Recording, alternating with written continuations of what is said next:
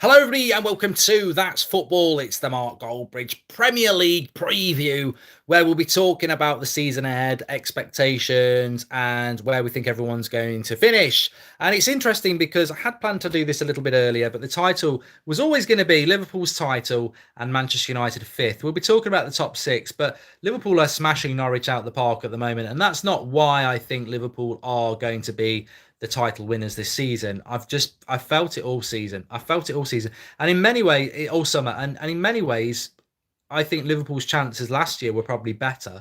But I think that I just have this feeling. I just have this feeling that Liverpool are going to be as consistent as they were last year. And Man City at some point are going to become less consistent. So, yeah, I mean, look, to start off with, I don't want it to happen. To be honest with you, I want Spurs to win the league. I think they're the most inoffensive club. Burnley've got no chance, Max Aspin. Fuck off, Burnley. But I think that, look, I would love Spurs to win the title. And they have added players. I mean, let's talk about that starting off. When the season ended last year, you've got City title winners by 1 point. You've got Spurs and Chelsea. Well, Chelsea in third. Spurs bottled it for fourth. Still got fourth. Arsenal in fifth and United in sixth. How have those clubs improved over the summer to improve where they finished last season? Well, look, United, Arsenal, Chelsea, Spurs, it was quite close between them. Then there was a big gap to Liverpool and Man City, and they were very close with 1 point. You look at Man City, Rodri and Cancelo. I'm not convinced that massively improves Man City. It gives them more depth, but Cancelo, is he better than Kyle Walker? Probably, but it's not a massive upgrade. It's just an upgrade that Pep wants, and that's what he gets with that owners. I want this, I get it. And with Liverpool, look, their improvement in their squad isn't that significant. However, the signing of Adrian is probably a very good signing, looking with Alisson going off injured. And they have got a good squad. I've said to Liverpool fans, you should have gone and bought in a top quality player. Look, Bruno Fernandes was available. Maybe he would have been good for you. But just to keep everybody on their toes, to bring a top quality player in, a club like Liverpool shouldn't really be having a no spend summer. So I think Liverpool should have made maybe an 80 million signing just to keep everybody on their toes, because it's good to do that. You might not feel that you need to sign somebody, but it's good to do that because it keeps people on their toes. But I still think Liverpool have got a good squad. Spurs, well, they've had a very good summer, and they could have had an even better summer. I think the signing of the summer, I said it a couple of weeks ago, I felt that Ndembele was going to be hard to beat, and I stick by it. I think Ndembele was the signing of the summer, and I think if he can show the form he's shown for Lyon, he's going to be a fantastic player for them. Illa United says Wolves are going to win the league. Well, we'll talk about Wolves, Leicester, Everton, and Watford in a moment, because I think that they are the next group of clubs beyond the top six. But Spurs, Ndembele, Lo Celso, and Ryan Sessegnon. I mean, they've added three really good players to a very good squad, and they've not lost anybody. And when you look at Spurs around January time with all the injuries they've got, and everyone said they were going to fall apart, and they kept grinding out those sort of last 10-minute winners. Spurs have added three players to that squad. Eriksen's still there. They've still got Son, Kane, everybody else. Alderweireld's still there. So nobody's left apart from Kieran Trippier, and I don't think no one's going to miss him. So adding Lo Celso and Ndembele and Ryan Sessegnon to that squad, they've got a good squad. Will it be enough to close the gap on Liverpool and Man City? I think they'll close the gap. I think they've got the potential to close the gap. But as George Kyle says, Spurs never win anything. And I think their best chance to win the title was probably the years that Chelsea and Leicester did it.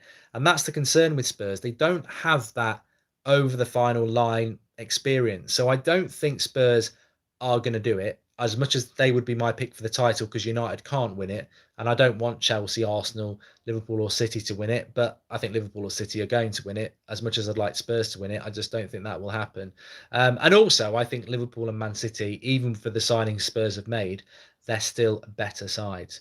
So yeah, but I think that's your top three for you. And then moving into fourth place, look, United are in that race for top four. They're in the race for top four. Chelsea are in the race because they finished third last year. And Arsenal are obviously in that race. Looking at the transfer window, Chelsea, you've got a transfer ban, so you can't do anything about it. But in some ways, Chelsea didn't do too badly out that transfer window, because Pulisic was agreed in the summer, in January. Kovacic was on loan, so it was just made permanent. And then they've had a few players coming back on loan that actually, if they weren't on loan, they'd be good signings anyway. Kurt Zuma's come back from Everton. Tammy Abraham from Aston Villa. Batshuayi's come back as well. So look, Chelsea were always going to never really struggle too much because they've got so many talented players on loan.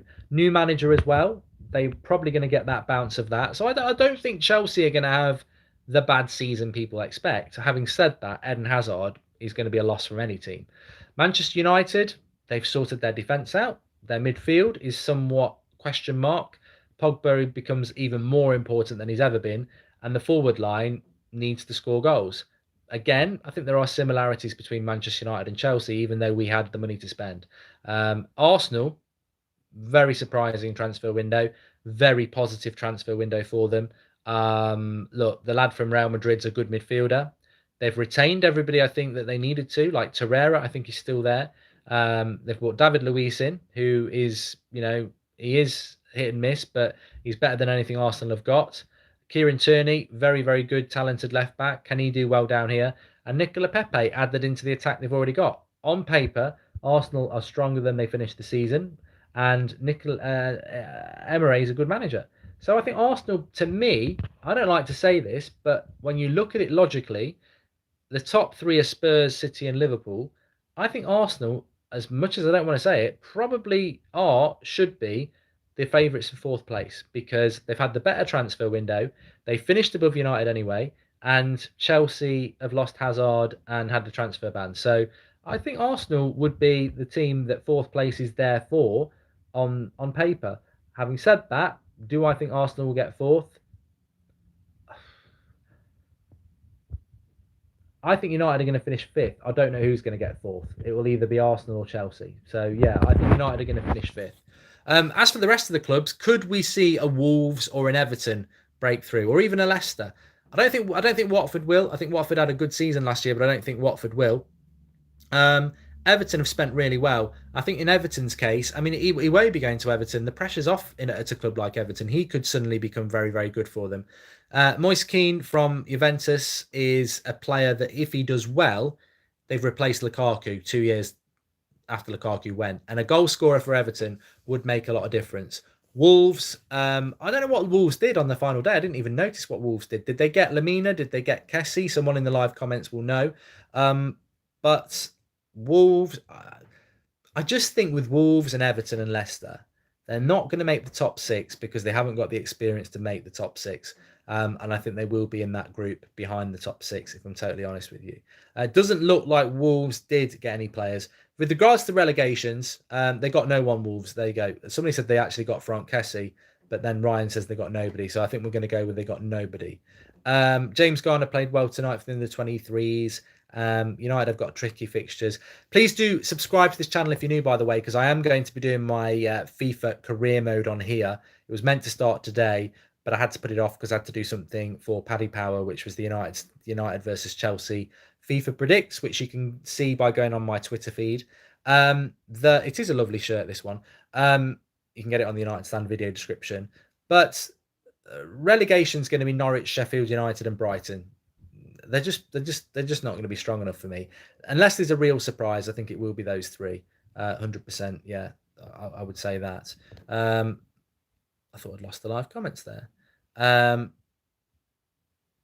Dean Henderson's going to be an interesting player for them. Newcastle might struggle, says Jimmy Crypto. There's a few players there's a few clubs that might struggle, but Norwich haven't really invested. Sheffield United haven't really invested, and Brighton, I think their stay in the Premier League has been long overdue. And the way they treated Chris Hughton was bordering on shameful, really. Norwich are going to win the league, says David. Yeah, anything can happen.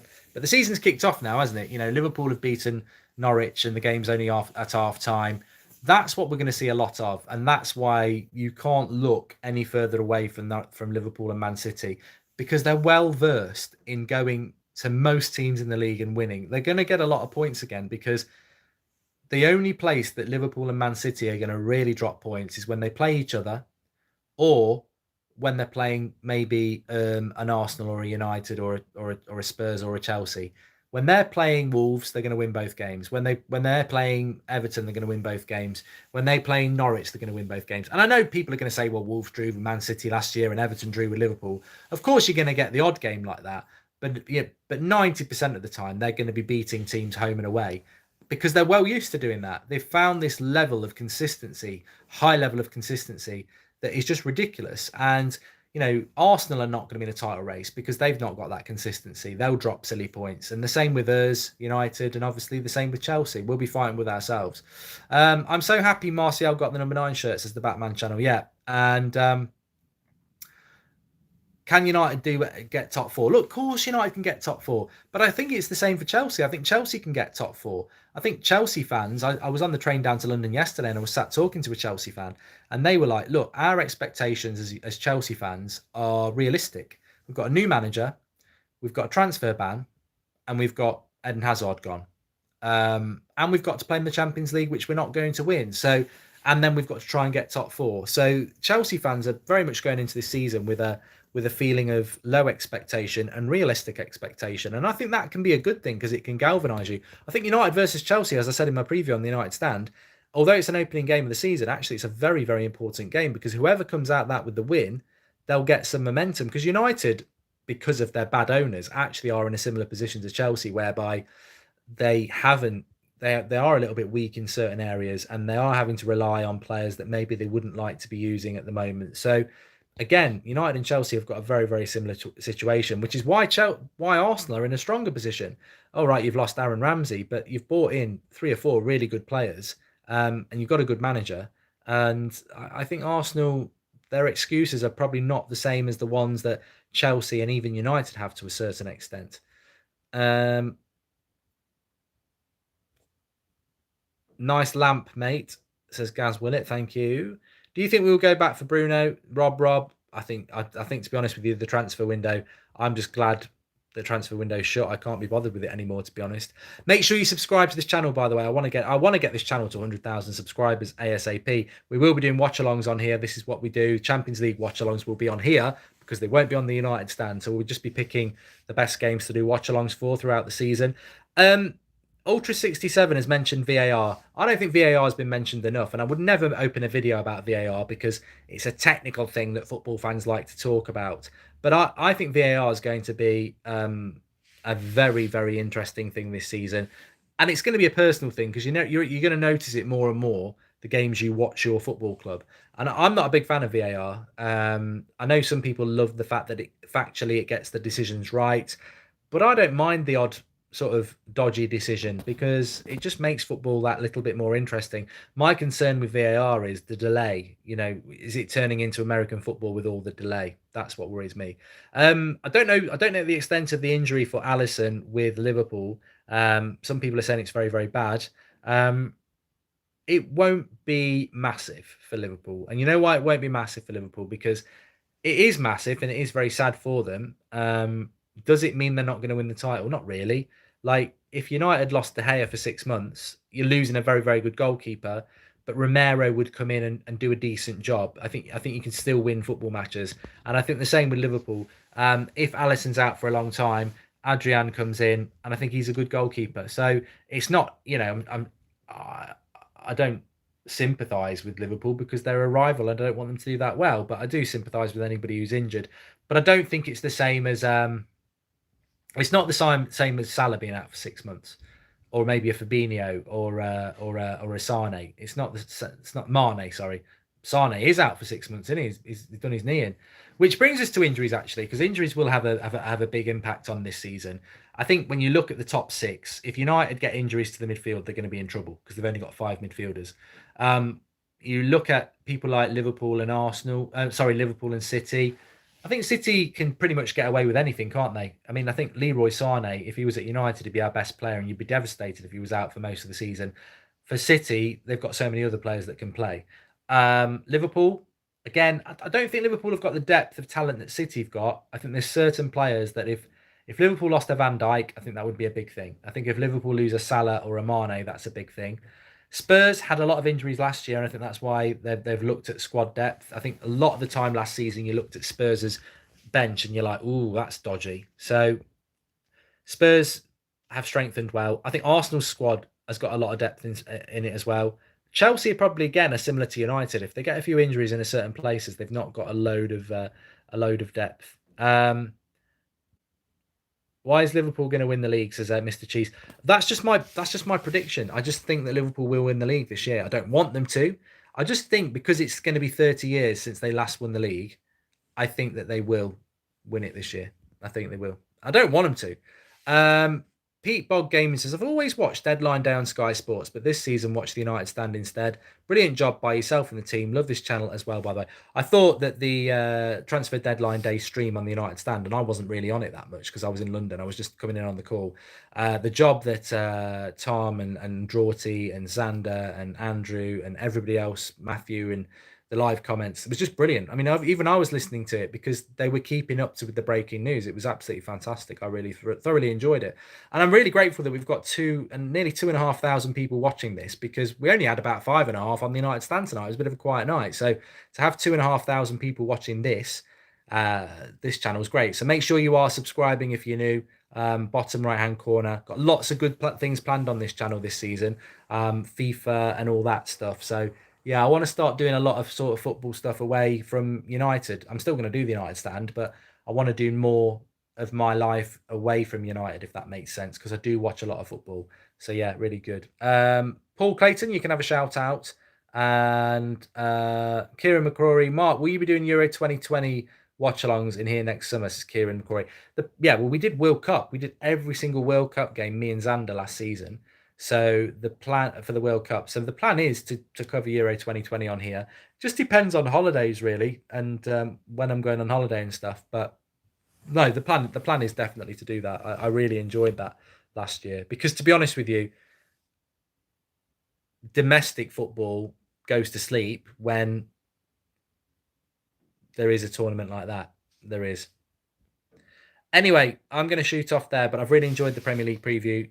Get your comments in below. What's your top 6 and 3 to be relegated? I don't want to be offensive, but everybody else, it's not really that interesting for what Bournemouth are going to do. But what's your top 6? Where and who the 3 are going to be relegated? Oh, I forgot. Top goal scorer as well. My top goal scorer this season, I'm going to go with Aguero because I just think he's going to score a lot of goals, isn't he? So I'm going to go with Aguero. Player of the year. Player of the year only ever goes to a player that's like playing for a top club. I really think Wan-Bissaka is going to have a very good year for United. I know I'm biased, but I think he is going to have a good season. So I think he might be young player of the year this year, Wan-Bissaka. Player of the year, it's probably going to be a Liverpool or a Man City player. Outsider, Bernardo Silva. But probably, I think this might be the year Sadio Mane wins it, to be honest. Yeah, that's my predictions. Pogba player of the year. De Bruyne, says George Kyle, is a good shout. George is very learned, and I think he's probably just hit someone on the head there with that. And his name is Fanta Pants De Bruyne. I think De Bruyne is a good shout. If he can stay injury clear, that's the big thing with him. But De Bruyne is a very good shout. Martial. The trouble with United players is we might not be in the top 4, so you're not going to get player of the year. It's always going to be a player for a club that's near the top. But young player of the year, I think Wan-Bissaka. Few people are saying Van Dijk. Yeah, good shout. Maguire, Aubameyang, Son.